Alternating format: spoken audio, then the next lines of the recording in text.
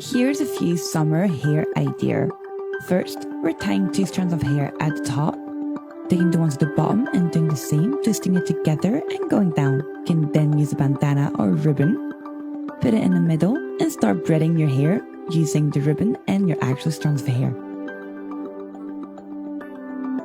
Do that all the way to the bottom and here's the result.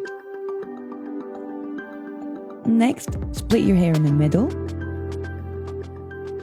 and we're gonna attach different strands of hair together before braiding them.